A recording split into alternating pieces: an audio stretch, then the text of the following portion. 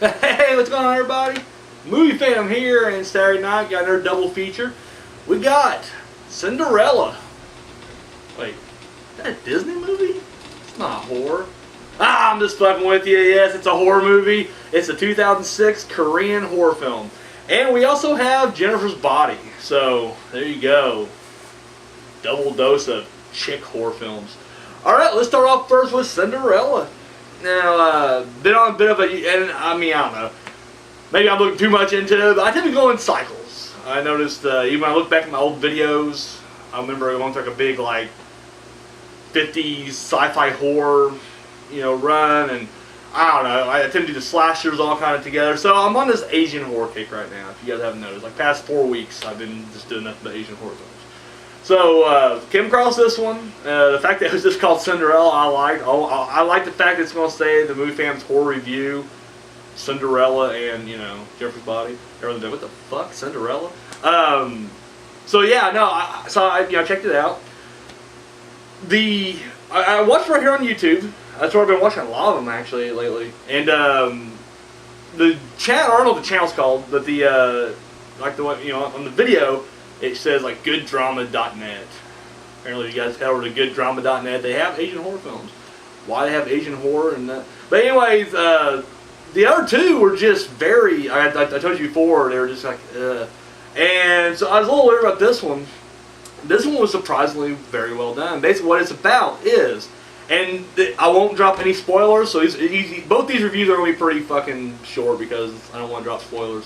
But the basic premise is there's a woman who's a plastic surgeon and her daughter who's the main character.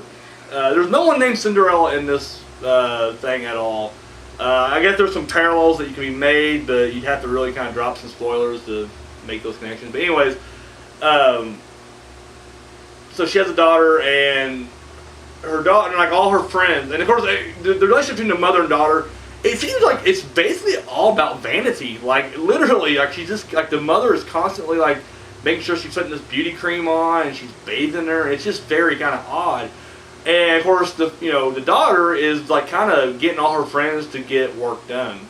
And, of course, she brings them to the mom does it.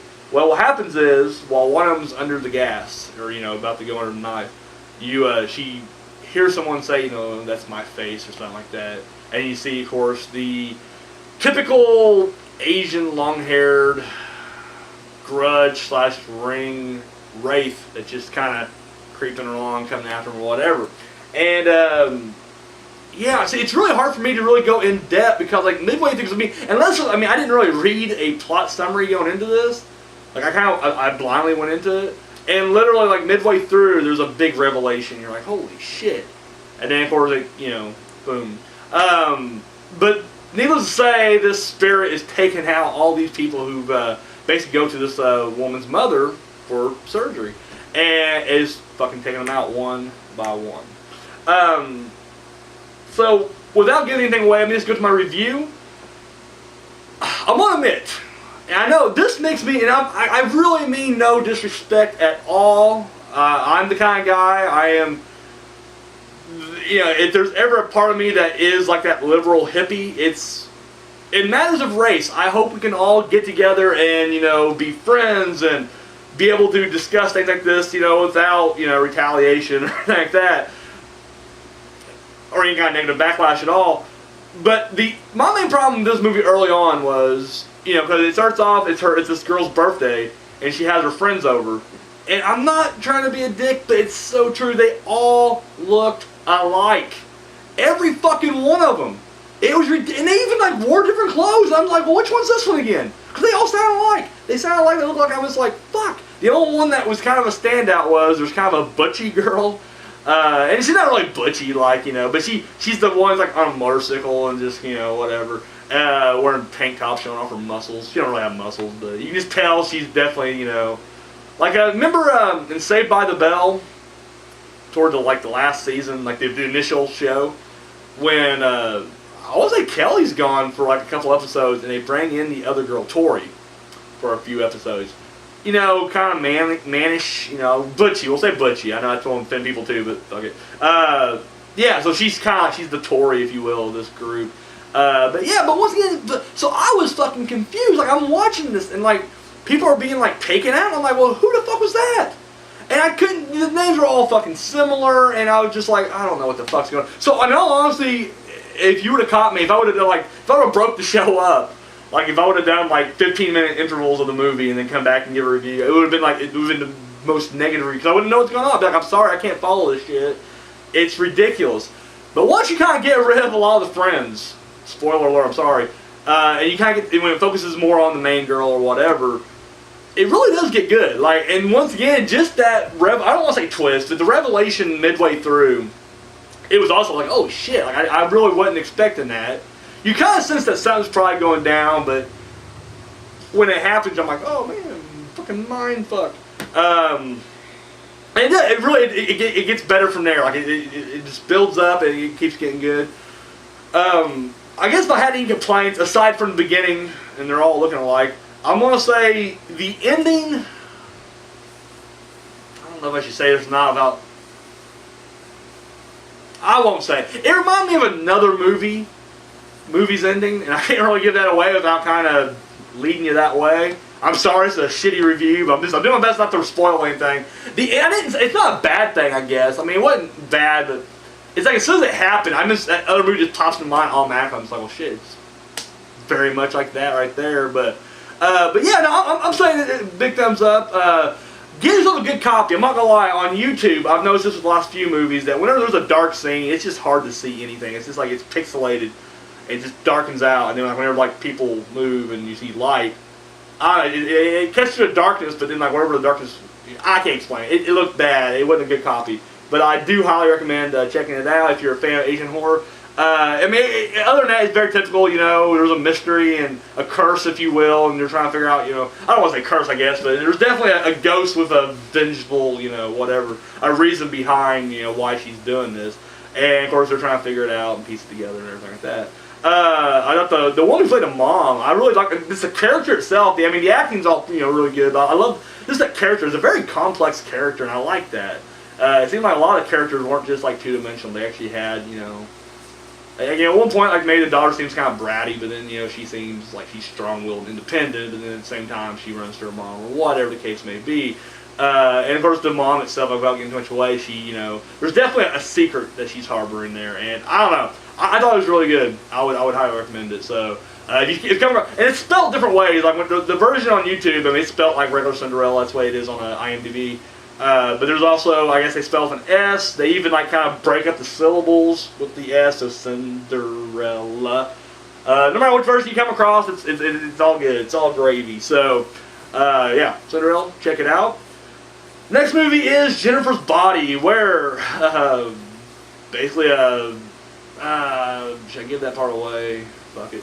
I'm on to, because I didn't like Jennifer. I did not care for Jennifer's Body that much.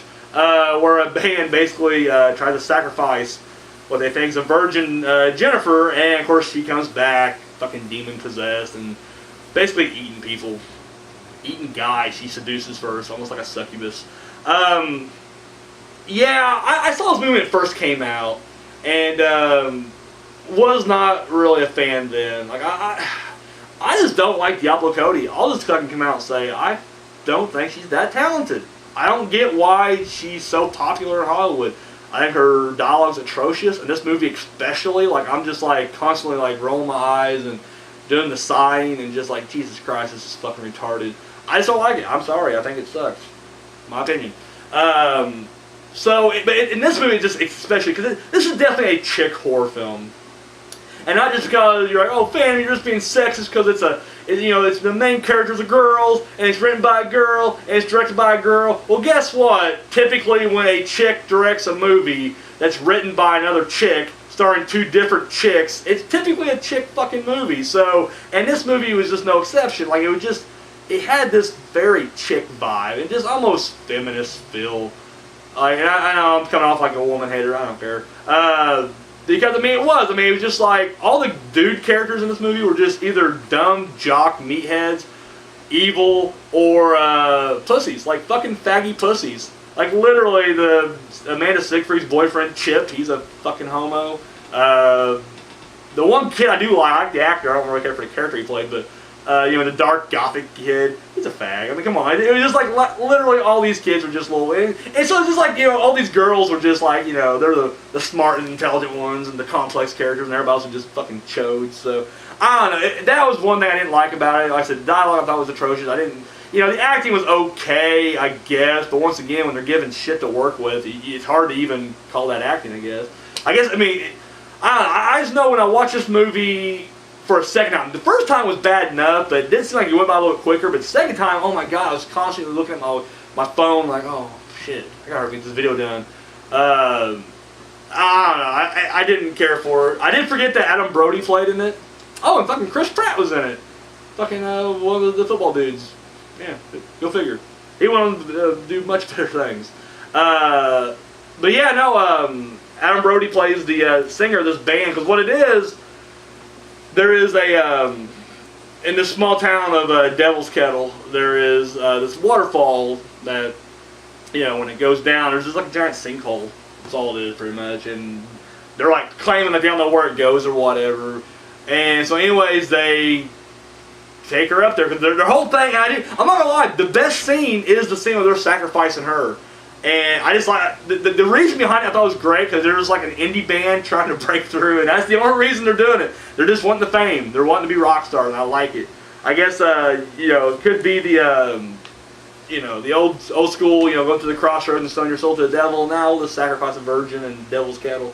And it works. But unfortunately, they didn't really sacrifice a virgin, and she comes back as, a man-eater. A literal man-eater.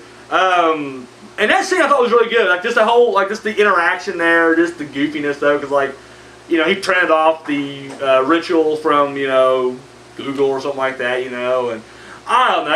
And then, of course, they're about to kill Jennifer, and he keeps calling her Jenny, and then they just bust out the song. They do the 8675309 Jenny. I thought it was great. I like that scene. And in fact, that one scene alone was enough for me to be like, all right, I'm back in for a second. But then after it's over, it's just back to being dumb garbage.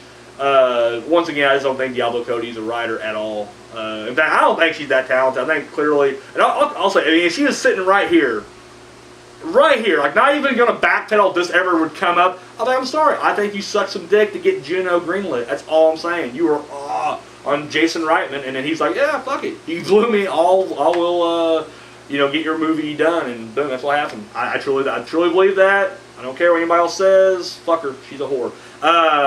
And she ain't right. Whatever.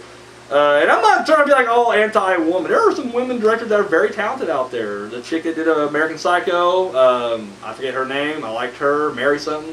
And then of course Mary Lambert, who did Pet Sematary, another very talented director.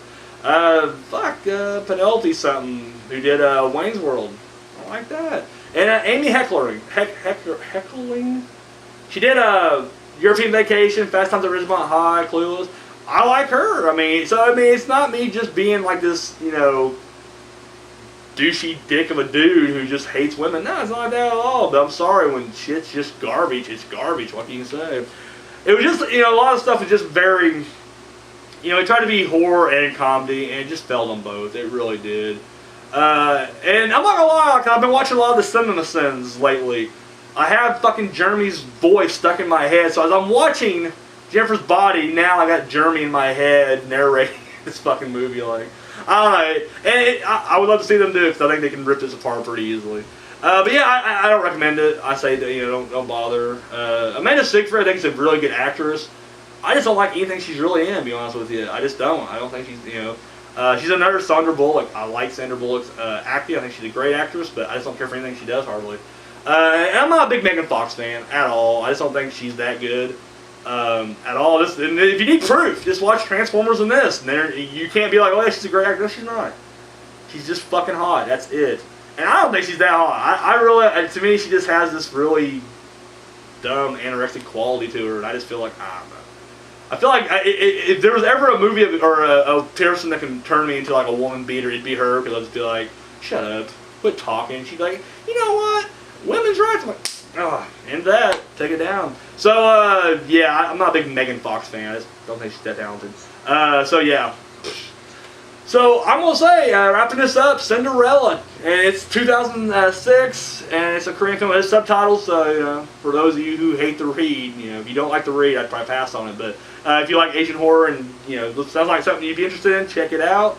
And then of course, Jennifer's Body, just fucking pass. So yeah, that's all I got. I am the movie fan.